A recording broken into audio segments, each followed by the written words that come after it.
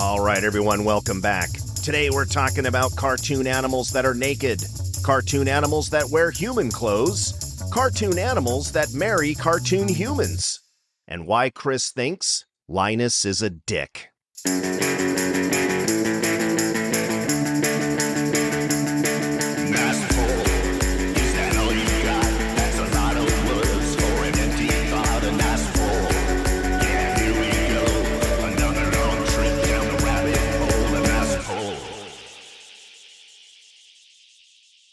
Jeff, I have a Halloween hangover. Yeah, me too. I mean, I know we talked about Halloween last episode, but have a few things left. In addition to, I don't know, 3/4 of a bowl of chocolate that I probably shouldn't eat. You will. You'll eat it. Sparse. Yes, I will. Very sparse trick-or-treater turnout in my neighborhood. I think it's part, and I talked to other people. I don't know about you. It's like, I don't know if that tradition is waning. You know, I know schools have all this other stuff. I've heard of like trunk or treat, or people like they park it. They go to parking lots and then kids just go, or like areas. I know, like little shopping areas, kids can go, and mall type spaces. So it's like, I don't know. Yes, if people are still afraid of finding that razor blade in an apple, or some sort of rat poison with their Zotz. But I don't know exactly what happened. Hold on a second. Zotz. Wow, that is a 200,000 point poll for Zotz. I love Zotz.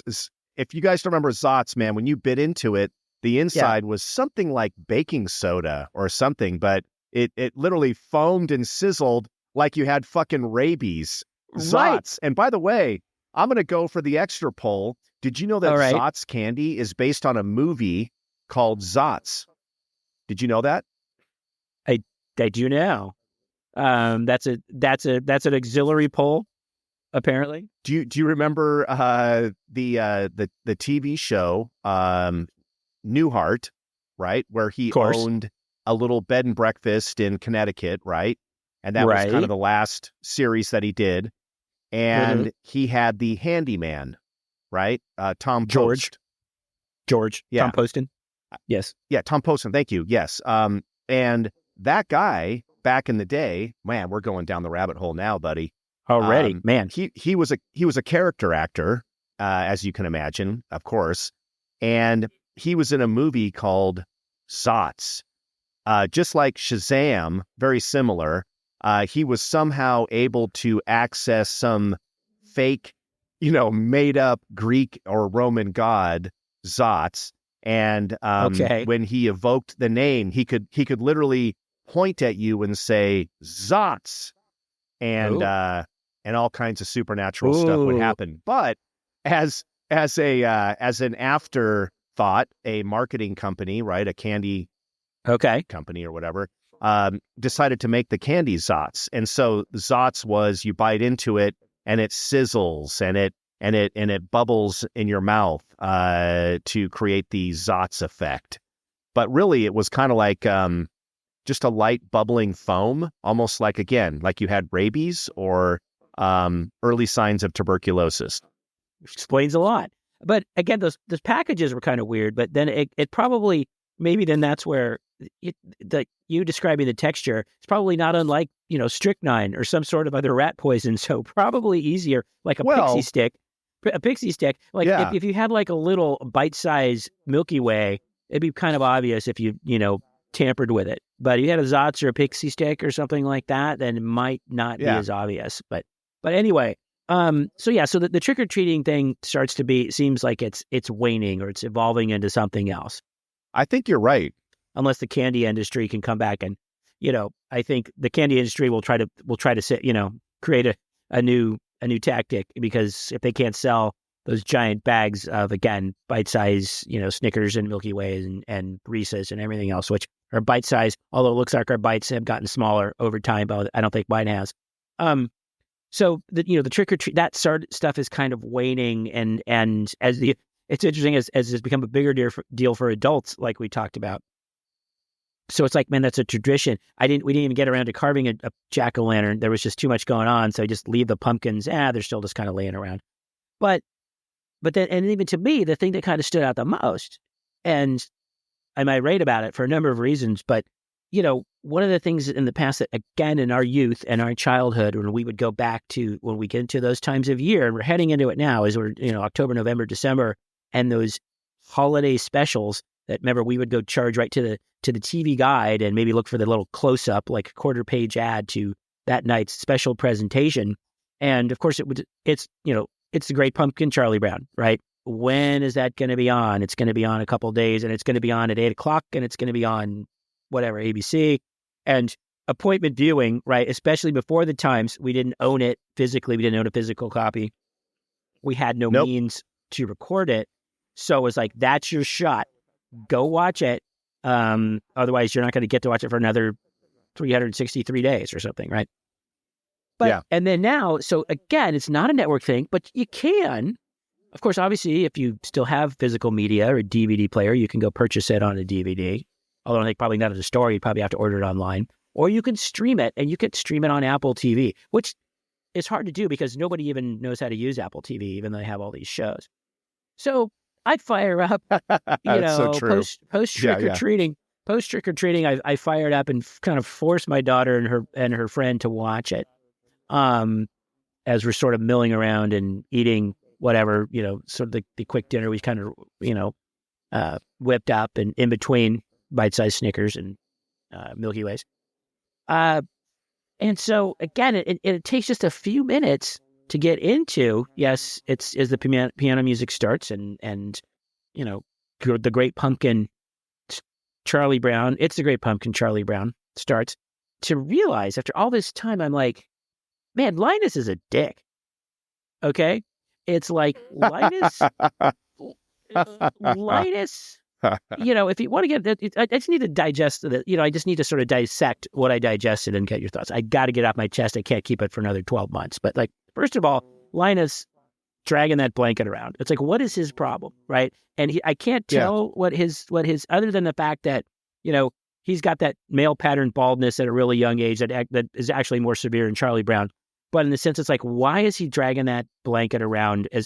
What happened, Linus? I mean, first of all, how old are you? You talk like you're a 47-year-old associate literature professor, but you're clearly not. And he starts immediately going off on the Great Pumpkin. Okay. And first of all, it's like, and I'm starting to just think about it in modern terms. And maybe, again, this has been sort of percolating for years. Like, what the hell is the Great Pumpkin? Right? He's really vague about it. And he's going to come to a pumpkin patch, the most sincere pumpkin patch. What does that mean? Okay. Are there other pumpkin patches that have no integrity? Presumably. Yes, Chris, that is clearly implied. And first of all, it's like, are there pumpkin patches just on every street corner? And I'm not talking about the retail ones that pop up, becomes, people go sell pumpkins and they have inflatable jumpies and all that other crap, again, that we have now. So first of all, he's talking about the most sincere pumpkin patch that the Great Pumpkin will appear at. Yeah. He never gets into what the Great Pumpkin actually is. Okay. Is it like a dude? Is it like Santa Claus? I mean, is it a guy? Is it like the headless? Is it like a guy with a pumpkin head? Or is it like a pumpkin, like shaped like the Stay Puft Marshmallow Man? It's like a pumpkin with arms and legs. Okay. Second, it's like, what does he do when he gets there? Okay. What is he? I think there's something about gifts. Why? What do you mean gifts? Is he horning in on Santa's action? What aren't the candy and stuff like that? Okay, so I have that. It's like he's really vague about what he does, who he is, and how he comes, and what makes a pumpkin patch sincere. So somehow he managed to convince Sally, right, who's got some sort of crush on him, to forego trick-or-treating, or she calls it tricks or treats, parties, carnivals, whatever opportunities Sally had, she gives it up to go spend her Halloween night in a pumpkin patch with Linus. Okay? And then you think about and it's just the two of them, and you think about everybody. So Charlie Brown and all of his issues, right? He can't make a costume, and he butchers his costume to the point where he's got a bunch of holes in his, fitted sheet. He doesn't look like a ghost. He looks like an old fitted sheet, and he gets rocks when he's trick-or-treating. So I'm going to talk about the adults in this neighborhood, that you would do that to a child. If I gave rocks to some kids, the costumes were cheaper than other kids, or I couldn't tell what they were, or looked like they'd been passed down for 8 or 9 brothers and sisters, I wouldn't be a very nice person. But apparently every adult in the Charlie Brown neighborhood, and I don't even know what that neighborhood is. They get snow, they have fall. I'm assuming it's in the Northeast. They never really go to the beach, so I don't think it's Southern California. So you got Charlie Brown and all of his problems with that. You got Lucy, who's got anger management issues. You've got Peppermint Pattie, who is not honest about who she is. You've got Marcy, who's clearly in love with Peppermint Pattie and calls him sir. And then you've got all these other sort of random kids who, again, are just sort of on the periphery, and they don't really drive the story much other than the fact that they're just mean to Charlie Brown.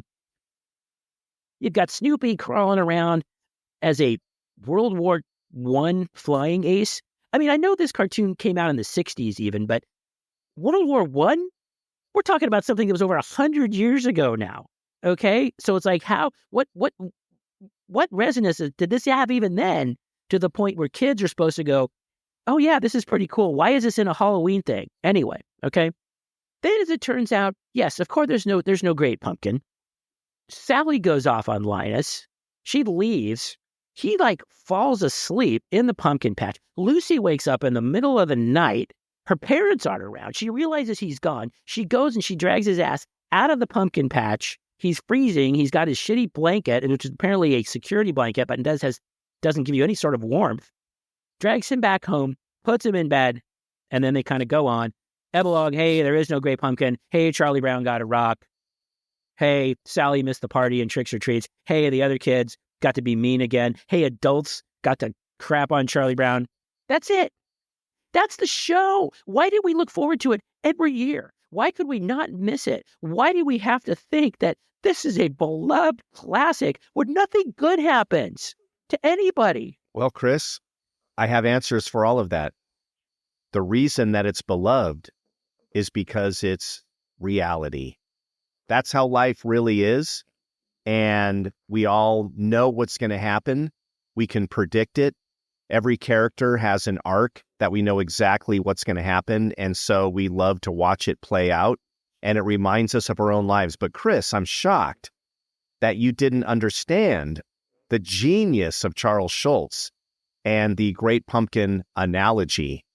What is he talking about? This great pumpkin that is mythological and seems made up and comes out of the sky and flies and figures out who has the most sincere pumpkin patch, whatever the F that means.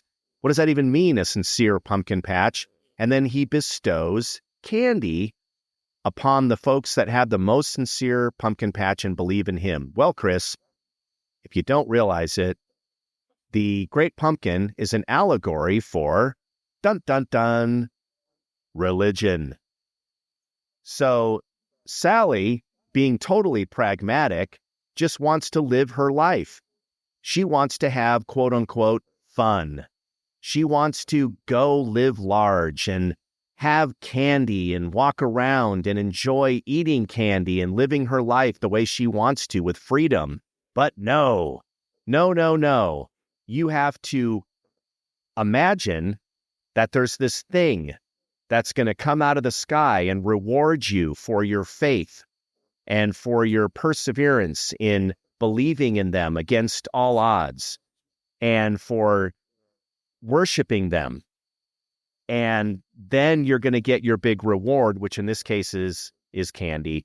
So again, the whole thing is a big slap in the face on organized religion and religions trying to foist their belief systems on others and trying to make other human beings live less of a life and repress themselves and not have fun in order to show their admiration and worship of this imaginary thing in the sky. Boom.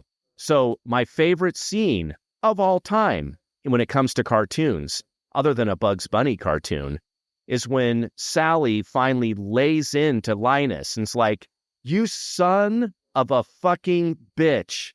I gave up all of my fun. I did not go out. I didn't get candy. I didn't do trick or treats. I didn't party. She didn't even wear a costume. I didn't have fun with my friends because I believed in your stupid fucking fairy tale. And you piece of shit, you deprived me of the best days of my life. Dude, it's the greatest assault against organized religion that I've ever seen in my life. So God bless you, Charles Schultz. And I don't know how, to your point, Chris, that Charles Schultz was able to make all of these very funny things, all of these very serious issues in adult life somehow become beloved and kind of funny and endearing in these cartoons. But, oh my God, dude, when she lays into Linus, I am literally standing up and applauding. It is so fucking funny to me. I'm her. I'm absolutely her. I totally relate. Now I'm looking at it through the religious lens, and now it's like, now I have to maybe ponder my hypotheses a little more. I still was pissed. Okay. Yeah. It's you put a very deep layer that I have to kind of peel through on there, but I'm still pissed. Like I said, and I'm still not happy with Linus. And I think we'll have more conversations about Linus as time goes on, because Linus, again, comes off as this sort of know-it-all, smart, very confident, very calm, I don't know, person who, again, semi-leader. And he's dragging his blanket around because he's got security issues and safety issues. But thank you. Again, I know Halloween is past, but it is still fresh. And now I think it's years and years sort of bottled up. I feel better as I've released that to a certain degree of It's the Great Pumpkin, Jeff Thill. Yes, that's right. And what's so great about Linus's character is, normally speaking, he has sage advice, right? He's normally kind of a rock of logic and a base, for Charlie Brown. Don't worry, Charlie Brown, it'll be okay. Here's how life works, and so Linus is normally the voice of reason.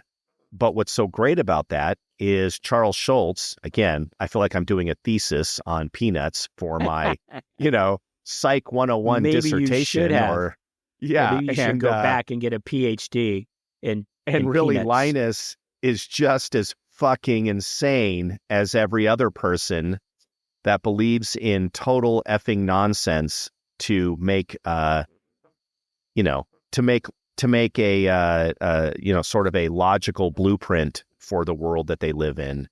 But man, do I love Linus. Oh man, you hate him, but I love him. And Sally is my hero. So there you go. I get it. I got it. And maybe it has something to do with the sister that Linus is having to grow up with. Again, maybe I find that too relatable. I don't know. Well, and what's so great about that too is, as mean and nasty as she is, I love the fact that they had what we call in the in the screenwriting world in Hollywood, it's called Save the Cat, where the screenwriter gets you to empathize with the character when the character does something nice and selfless. And in this case, Lucy, as mean and nasty as she can be, she gets up in the middle of the night, cares enough about her brother that she goes out to the pumpkin patch and grabs him and walks him back home and tucks him into bed, because guess what? At the end of the day, she has a heart and we can empathize with her. And so there was never a character in Charles Schultz's world that was unredeemable, right? They were all kind souls that just had weird, normal personalities. Yeah. Well, they were all children. I would hope that they could be. I would hope that there would be. I mean, but at the same time, you just know that she would bring that up for the rest of his life. You just know that she would say, yeah, you remember that time I dragged your freezing ass out of that insincere pumpkin patch? You remember that? Mom and Dad didn't, because they were passed out drunk, if they even existed at all, right? Rerun didn't, because he was just a smaller, more ridiculous version of Linus, right? You couldn't count on his friends. Yeah. We did this with the Brady Bunch when we were trying to figure out what happened to Mike and Carol in terms of their previous lives, right? Were Right. they on the run? Were they in witness protection? What happened to their previous spouses? We don't know. Right. But I think the same could be said times 10 for the Peanuts universe. If we go into that world that was created by Charles Schultz, what the fuck happened to the adults? I get it. He's trying to say that the kids don't even acknowledge adults because when you're a kid, you don't even think about that world. And so everything they say is, whop, whop, whop, whop, But what is going on? Is there a darker conspiracy? What is happening? Or Charles Schultz, who allegedly or, supposedly, legendarily, as far as the, based Charlie Brown on himself, right? Charlie, I guess we do know from, I don't even know how we know this or how I know this or why I know this. Charlie Brown's dad was a barber. Okay. Charles and Schultz's dad was also a barber. His nickname was, come on, Charlie. Okay. And so you can see it's sort of his doppelganger or his counterpart or whatever word I'm looking for. Do you know that I never put that together? Charles Schultz and Charlie Brown. That's the first time that I put that together. That's funny. Yeah. Okay. So you put all those things together. So, but maybe he was saying that either the adults were never around, so we had to fend for ourselves to the point where our dog took a leadership role in the family, to the point where he wasn't really a dog. He had responsibilities and he had his own goals and objectives, but they weren't around or they didn't matter. Yeah. It didn't matter what the parents thought. It didn't matter what the parents said. You're right. It's like you can just be saying, come down for dinner, clean your room, do your homework, and all Charlie Brown and Sally are going, wah, wah, wah. That's so it either they weren't there or it didn't matter, or whatever language they were speaking. Again, we know he was not he was on the earlier end. He was not. He was, I don't know. He wasn't a baby boomer. He was probably before that. He wasn't like the hippies of the time. So when people who just rebelled against their parents and called them by their first name and stuff like that, but something was there that his parents didn't care about what they thought or said, or they didn't care or say anything. But yes, you want to talk about religion? I'm going to say that underlying theme that those parents, the teachers, the adults, period. These kids are, that's another thing too. I don't even know how old they're supposed to be, but they were out trick-or-treating with no adults in sight, right? And you didn't really get that. Remember, like we talked about that a little bit. You had to be, I don't know, most kids, 2nd, 3rd, 4th grade, they're not going out on their own. But when we were in our age, in our generation, yeah. But nowadays, you don't see kids that are that little. When you do see trick-or-treaters, they generally, there's some parents walking on the sidewalk, and the parents in my neighborhood, at least, are drinking wine. So they're like, well, if I got to take my kid trick-or-treating, I'm going to enjoy it too, getting my own treat. But so again, the adults just didn't matter. And I did not mean to turn this into a diatribe on the psychology of Peanuts and Charles M. Schultz, but it's pretty deep. There's a lot of layers there. So maybe it was long overdue. I don't know that I've ever seen any other podcast that dove deep into the psychology of Charles Schultz, but somehow probably exists. Somehow he was able to pull off what I think is almost impossible, which is, how do I make cartoon characters for kids that they're going to want to watch and like and root for, that also are playing out really advanced adult themes, right? Like Bugs Bunny famously would do that, right? They would have 2 different levels, right? There would be the level of the adult where you're like, oh, haha, I get it. Well done, Bugs Bunny. Touche. Well said. And then the kids were like, he smashed him on the head, and that was the level that the kids could appreciate.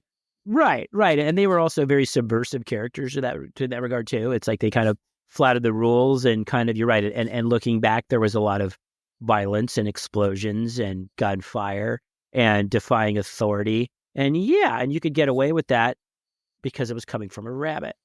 Right. Exactly. Or a pig or whatever. Or a pig. Yeah. A duck with a lisp, some hillbilly hunter,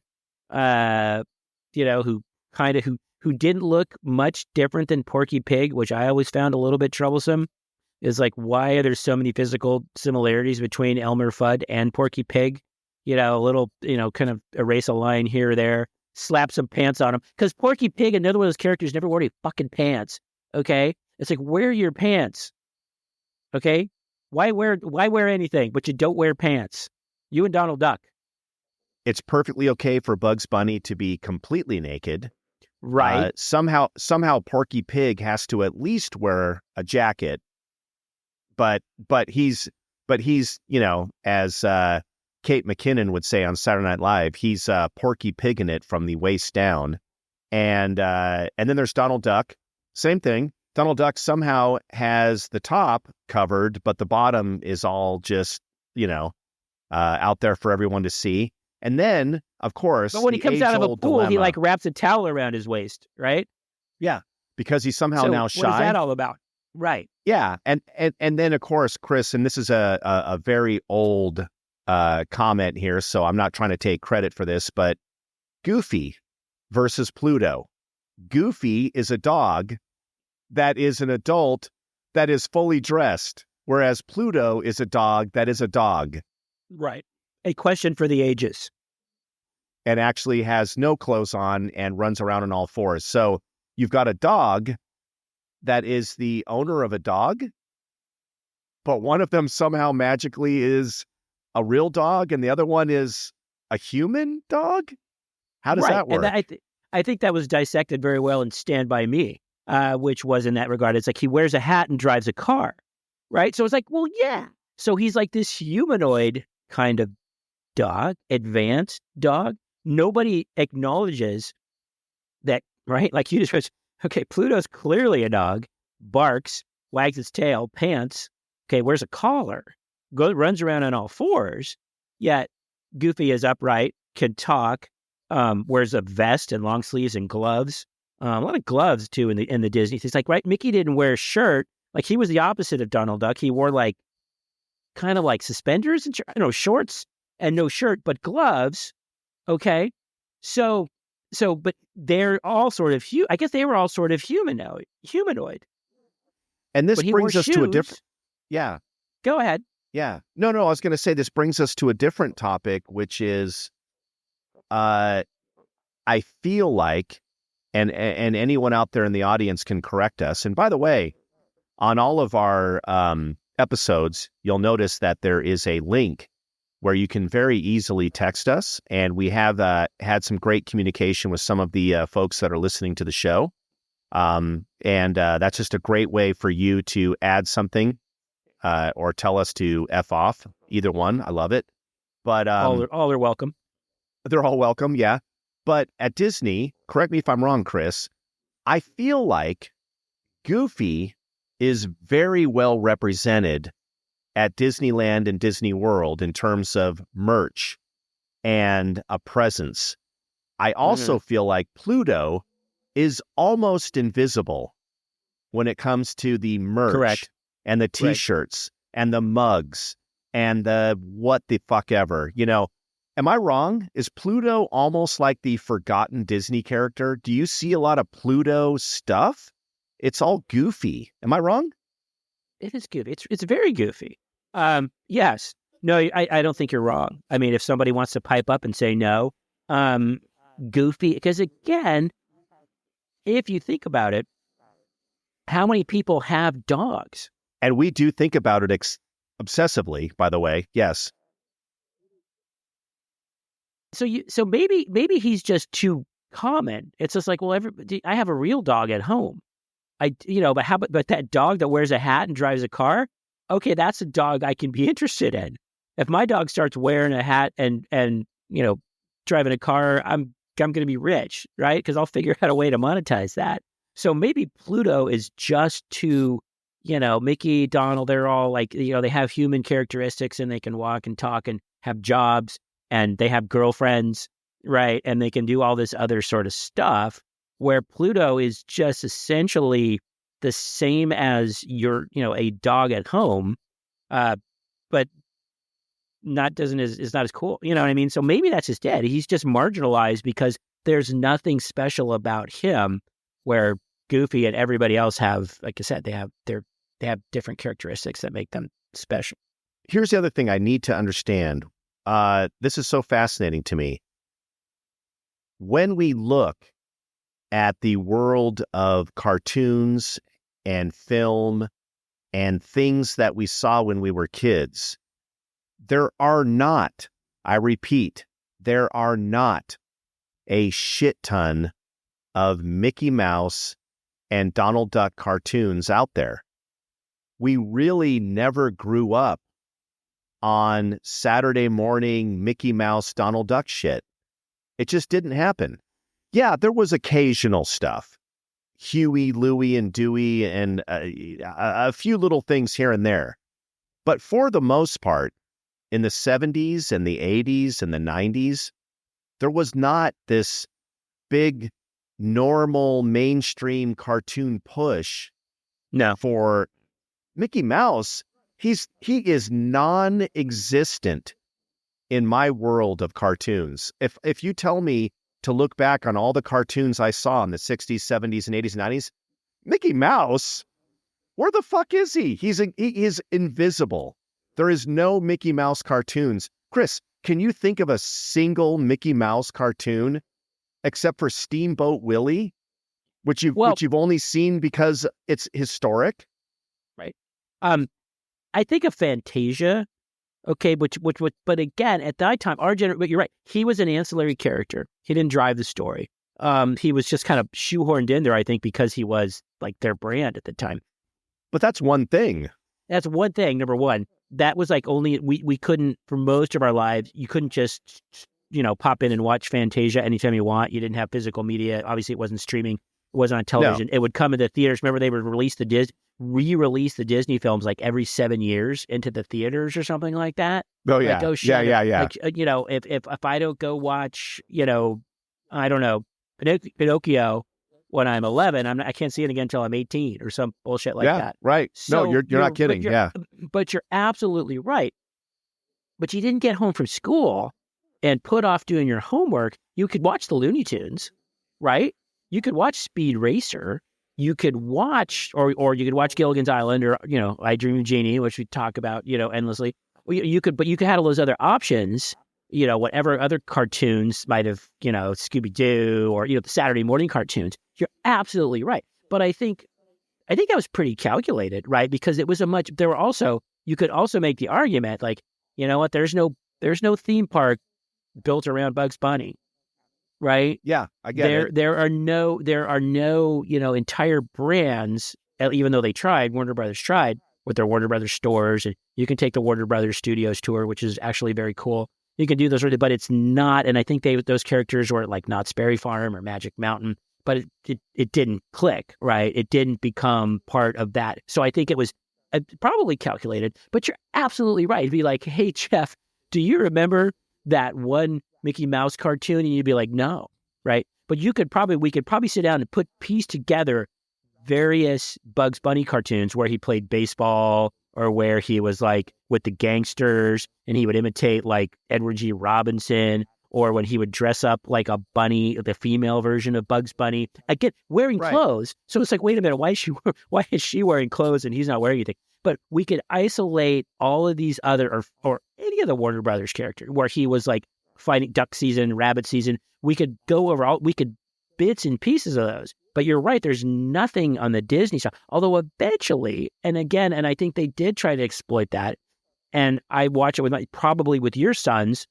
When the Disney Channel started using them and doing like Mickey's Clubhouse and all this kind of stuff. And they're very benign, and they've got the hot dog song and all this kind of stuff, but it's clearly not, and they're designed to, right, full of in between, the commercial breaks are Disney characters and, go to Disneyland, right? So they're created to push theme parks, where those other characters were just created, even the show itself is just an extension of Disneyland or Disney World, or California Adventure, whereas the other stuff, you're right. And again, they were boring. It'd be like, you want to talk religion. Yeah, this is the character. You could sit and watch Mickey Mouse and your mom's not going to say, oh, that's too violent, we're going to turn that off, right? What did Mickey Mouse ever do? Did he even show anger in any kind, right? No, it was just, never. but yeah, Bugs, the Roadrunner and the Coyote, which was carnage, right? Or Daffy Duck getting shot in the face by Elmer Fudd, where his bill would just spin around his head. He wouldn't die. His bill wouldn't come off. Yeah, exactly what you're doing right now. So, and I think for most of us, despicable. Right. Duck season, rabbit season. He's going to make Hassenpfeffer or whatever the fuck he was talking about. I think with some sort of dish, I guess, with rabbit. But yes, that's German. Yeah. Okay. So, you know what I mean? So that was and that's what you appreciated. That's what I appreciated. I don't want to see the conflict is that there's a misunderstanding about Mickey, going on a picnic with Minnie, So that's basically where it is, right? So I think that's why. But you're absolutely right. We never thought like, oh man, I'm gonna go home and watch Mickey Mouse get into some shit. No, there was nothing for that. Well, it's just a giant nod to marketing, which is so fascinating to me. Which is, hey guys, I created an entire theme park based around a character that you really don't relate to that much, that really hasn't been that much in the mind's eye. Now, maybe I'm wrong. Maybe if I go back when Walt Disney first created Disneyland, and I've watched a few documentaries on the creation of Disneyland in Anaheim, California, but yeah, you can watch. There's a lot of those on. Sure, people knew of Mickey Mouse, and back in the day when there weren't that many cartoons, he was one of the cartoons. But it's funny to me that he was able to go, hey, here's this cartoon that a lot of people aren't super aware of, but that's the thing. This entire theme park is based around that guy that you don't really know too much about, that you've seen maybe, that you don't have much reference to. And here we go. And it's become this amazing cult, favorite. And people are just, it's like a religion, like a mecca. Everybody wants to go there. And it's like, I'm sorry, can you name one fucking Mickey Mouse cartoon? No, sir, I can't, except for Steamboat Willie. That's it. Right. But it's also because I think it's a bit of I think maybe, because even if you dig down deep, all of the rides at Disneyland, there's nothing that's Mickey themed, right? The Matterhorn or Space Mountain, right? None. Or any of the cool stuff that you wanted to go on, especially now with an entire part of the park devoted to Star Wars, and then another side and a different part that's attached, and then of course is a separate admission fee devoted to Marvel characters. Yeah. And so Mickey is like literally like, I don't know, I wouldn't even say he's the host. He's kind of like the guy that almost takes your ticket or just kind of convinces you. He's almost the sales guy. Hey, come in here. It's the happiest place on earth. But I don't really have much to do here. Yeah.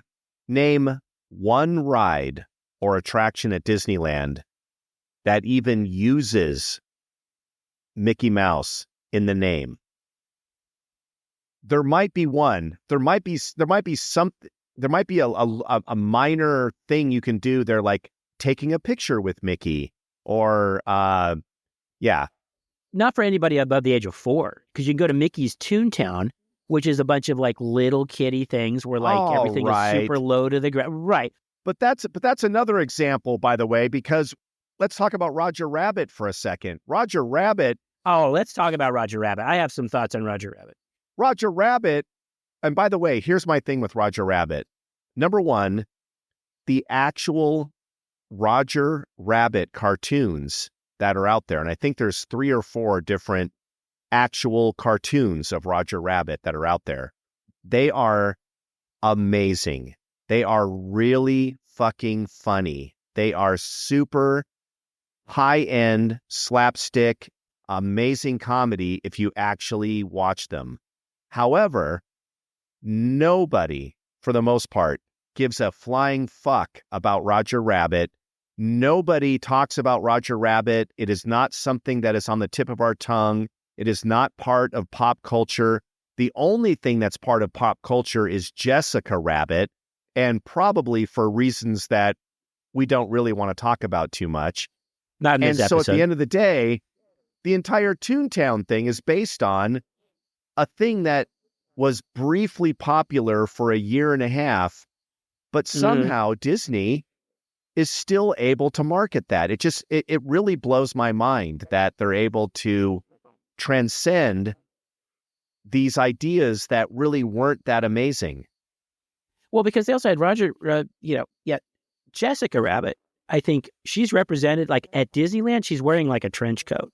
Okay, you don't see, of course, the sexed up. I'm not bad. I'm just drawn that way. Jessica Rabbit caricature, and there's certainly, they have women walking around as princesses. There's nobody walking around as Jessica Rabbit. Okay? No, there's nobody with a Lonnie Anderson, double, triple D, hourglass figure walking around. Yeah, no. Bright red hair. Otherwise, you'd get a lot more dads that, though? there. Would that be amazing? I can. If they had a full-on...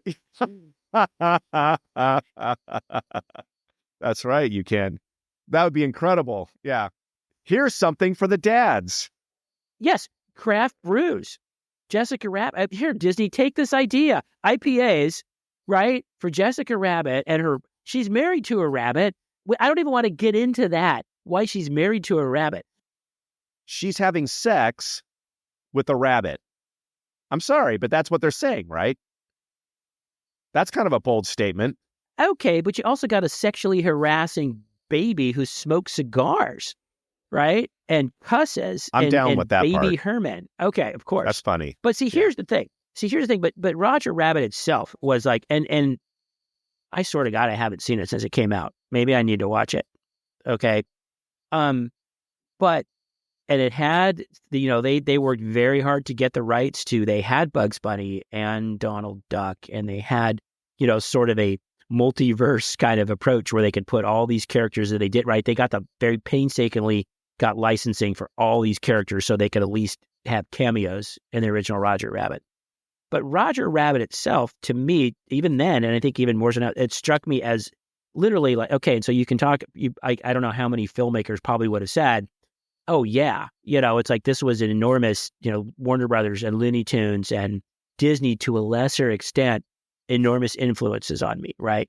So Roger Rabbit was Spielberg and Zemeckis and all those other people. It's like, but that was their attempt. It's like they wanted to create, okay, say what you sell, but Bugs Bunny is an iconic character. Daffy Duck, iconic. Go down the list of Warner Brothers. Say what you will about Mickey and Donald. Okay, iconic, right? Maybe they don't deserve to the level that the Warner Brothers characters, or at least I don't have the same appreciation. There's an attempt to create an iconic character, right? And you can't do that, right? You can't set off to say, you know what? I'm going to create a character that 70 years from now, or whatever it was at the time, 50 years after, Bugs Bunny rolled out in his first cartoon and started playing baseball and killing Nazis or whatever the other things that he was doing. You can't do that. You know what I mean? You can't say, it might happen, but you just can't set out to say, I'm going to create a character just like, and people are going to love it and revere it, and it will have the long-lasting resonance that Bugs Bunny had, that Donald Duck had, that Daffy Duck had. That's my thought. Again, I got a lot of, I'm not going to drop any more hypotheses today, but that was kind of, and so I think that's part of why I was like, yeah, it's okay. You're right. Nobody sits around and talks about it. Do you ever like those movies that you want to make your kid? You're like, hey, you want your sons to sit down and watch something that you really appreciated, and you hope that they'll appreciate it the way you do. More often than not, you're kind of like, they're scrolling through their phones and you're like, yeah, we can turn this off. I can tell you're not into it. Every now and then it hits, at least for me. But you going to sit down with your sons and go, hey, why don't we just crack open a couple of beers and watch Who Framed Roger Rabbit? No. Look at you like you're insane. And they'd be right. Yeah, they would. Although I will say, again, anybody that watches the Roger Rabbit cartoons, and again, I think there's maybe only like one or two of them out there, those are fucking funny. Those are goddamn funny. Oh my gosh, they're very, very clever. They better be. Okay, I'm going to watch them. I'll go find them on Disney Plus, and I'm going to hunt you down. They are like top Baby Herman. notch. I am. Yes, Baby Herman is featured in that. Yeah. Oh my gosh, they are funny. Anyway. Well, how have you recovered from Halloween? Again, you had the opportunity to once again don the Stormtrooper costume. I'm sure you experienced some other amazing costumes. Anything out kind of jump out at you, or anything else that makes you think, or some of the things that we've talked about? At our house, you're right, Chris. The amount of trick-or-treaters has diminished huge. There was a time about 7 or 8 years ago, and then certainly, 10 or 15 years ago at our house, where there were so many trick-or-treaters that I would say that there were well over 100 kids that would come to our house, and so much so that they would actually bring in vans and buses and drop kids off to knock on the doors. And I think you're totally right. I think school programs and trunk or treat and creating these safe environments for kids to grab candy in a laboratory safe environment. I get it. I see what you're doing there, but man, are you depriving kids of just the fun of, being kidnapped or being an actual danger. Sort of locked in a garage. Okay. Locked in a garage. Okay. Run over by Old Man Thompson. Got like it. Our last episode. Yeah, that's right. So I don't think you're doing kids any favor by creating these sterile environments. But we did have some great ones, and my favorite Halloween moment was when I opened the door, and the mom, Chris, you were talking about this, how the parents rarely would dress up when they take their kids out trick-or-treating. Now, this mom really killed it. She had a really cool... She wasn't Jessica Rabbit, was she? She was not. She had a really cool skeleton outfit on, and it was glow in the dark. It looked super, super cool. And the bones, and she was backlit. It was perfect. And I thought, wow, that's a really cool costume. And she was short enough that I thought, well, that might actually be a trick-or-treater. But here's what happened. And my mind just exploded.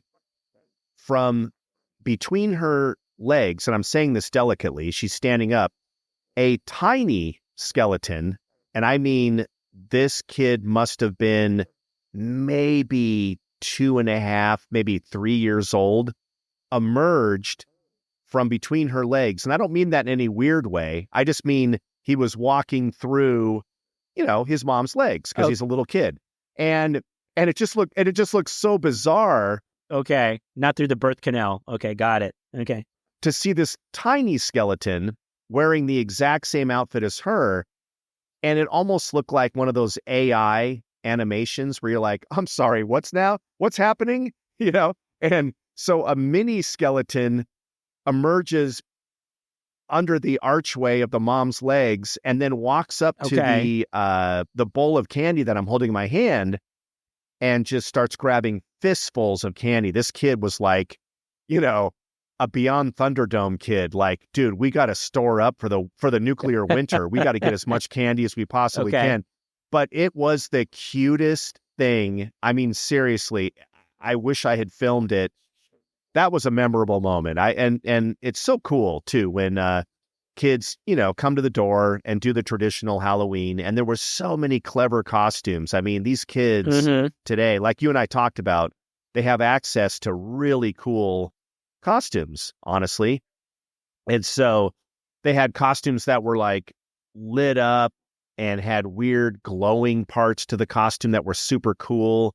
There was not a single low rent, shitty, Toys R Us grocery store circa 1974 costume out there. They were all pretty damn good. Yeah. But that in itself would be a good costume.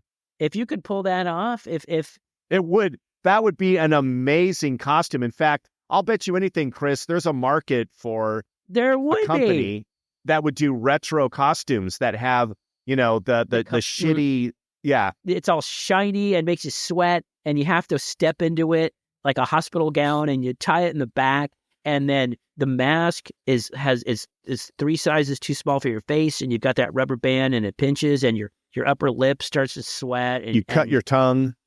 Yes, trying to talk through that little tiny hole. I don't know if we could survive that, but there absolutely would be a market for something like that. I think that would be outstanding.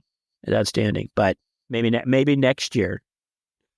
But Chris, I mean, you know, finishing up here, I mean, was there anything more exciting than my memory was always going to Toys R Us, where they had an entire aisle of Halloween costumes, and every one of them had the courtesy of showing you the cardboard box and then the clear cellophane so that you could look through and see what the mask looked like. And it was the half face mask, you know, like we talked about with the slit, and the super flammable jumpsuit that usually had some kind of a totally shitty, non-realistic, you know, print on it. And usually, like, if you wanted to be Frankenstein, it wouldn't be, hey, that's really cool. It looks like I have, you know, bolts and stitches all over my chest. No, it would just say Frankenstein on your chest, which is the fucking worst. Like, Frankenstein didn't have a sign that said Frankenstein. No. What the fuck's wrong with you? No, it doesn't say Batman across the Batman logo. If you don't know who the hell I am, I'm going to come back and throw an eggplant at your house. Okay? If you can't figure that out. Wow, an eggplant. You're serious. Or something. I don't know. Maybe because I didn't have eggplants. It just threw it. You know what I mean? You were made. If I have to, it's a cardinal rule of costumes, right? If I have to explain what I am, not a great costume. If it has to be written what I am, again, not a great costume. You know. No. But the costume thing, but again, and we talked about it, how again, you can be, you know, a month ago, it would have been early October, or maybe even late September. You think, yes, I'm going to go and see if I can find myself a Batman costume then I'm going to try to spend about $50 or $60. Oh, wait, here's one for $1,800. But God damn it, I look like I could go toe to toe with Heath Ledger right now. Okay, but and obviously we don't make those choices. Although you have a long and interesting history with your Stormtrooper going head to head with dead people. No, we don't, Chris. No. But again, your Stormtrooper costume, which is a story and a legacy in itself. Yeah. Sure. Regardless of how much weight you're putting on your legs. In my legs. But the entire subculture, and I think that was the cool part. And I don't know if you saw anything. There were things that, yeah, again, you had this cool. So this mom came up to your house. That's cool. And then these things that you can see, and I know that, like, you know, West Hollywood is always like goes crazy, and the things that you can see and the detail of the people's costumes. And maybe you saw something online. I don't know if you saw anything on social media whatsoever. It's astounding to what the next is like you have a really good story on how you got your Stormtrooper costume, but there are people that are, I don't know, in their garage or in their spare bedroom, and they sit down at some point, and I'm going to, okay, here it is. I'm going to start making a bona fide 1971 Planet of the Apes costume. And when I'm done, people I don't even know on the internet are going to see this, and their minds are going to be blown at the detail, right? At the texture, at the just sheer audacity of how much it looks like something from Planet of the Apes that we were shocked by 50 years ago. And here's somebody who's clearly, you know, and maybe they work in entertainment, and maybe they had an in somewhere, but it's astounding to me, even now. I love that about Hollywood now, being able to see stuff like that. Yeah, and so you guys, just to cap off this episode, Chris is talking about a clip that he saw on whatever, X. I hate to even say X because God, Elon Musk is just such a fucking douche. But anyway, the site formerly known as Twitter. Anyway, Chris was showing me a clip of a house in North Hollywood where on Halloween, if you walked up to it, you guys, not only did they make the front of their house look like the set from the original Planet of the Apes, right? Where you're on the ape planet and there's all this kind of like sculpted rock background, but they had 7 or 8 actors in perfect reproductions of the original prosthetic makeup for Planet of the Apes. And they had every single example. They had a chimpanzee that looked just like Dr. Zira. They had a orangutan that looked just like Dr. Zaius. They had 2 different gorillas. One of them was perfectly dressed as a general, the other as a soldier. And if you look down, their boots had a split toe look, as if it was meant for a primate as opposed to a human. And I mean, you guys listening to this, the costumes weren't kind of sort of like Planet of the Apes. These actually looked better than Planet of the Apes. In fact, the iPhone that filmed this looked almost as good as actual film footage from the original Planet of the Apes. And they had a bamboo bars that looked like a jail cell. And Chris, they even had beneath the Planet of the Apes mutants, right? The people that were humans, 2 of them, humans that looked like the nuclear bomb worshipping, white robe wearing crazy humanoids, one of them with a melted nuclear radiation face. It was fucking off the hook. It made the original Planet of the Apes step back and go, oh my God, you guys did a great job. So when that happens, you almost, Chris, if that had been me that walked up to that house, I just would have sat there. I probably would have just sat down and just watched for an hour. I wouldn't even have known what to do other than watch what's in front of me. So beyond. Oh, thank God that people still take Halloween that seriously and have a love for cinema, because that's a great film. And you can see it on TikTok. Anyone wants to check it out, I'll just spell it out. It looks like Ali Garcia Laredo at TikTok. AleGarciaLorido on TikTok. And it's amazing. And that seeing something like that, Jeff, and again, I don't think about Linus and his insincere pumpkin patch. I don't think about whiny Sally. I don't think about Charlie Brown and his self-esteem issues. I see something like that, and it restores my faith in Halloween. There you go. Trick-or-treaters are not. So funny because for everyone listening, this is not what we had originally planned to talk about. It never is.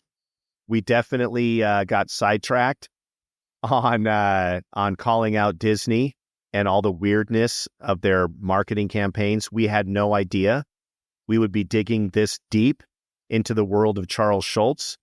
And we certainly didn't expect that we would be diving so deep into Jessica Rabbit, Roger Rabbit, Goofy versus Pluto. But you know what, you guys? At the end of the day, I think these are important topics. And I'm really glad that we've started to address these things because, by God, it's important. Well, Chris, what do you think, man? Until next time? Till next time, Jeff.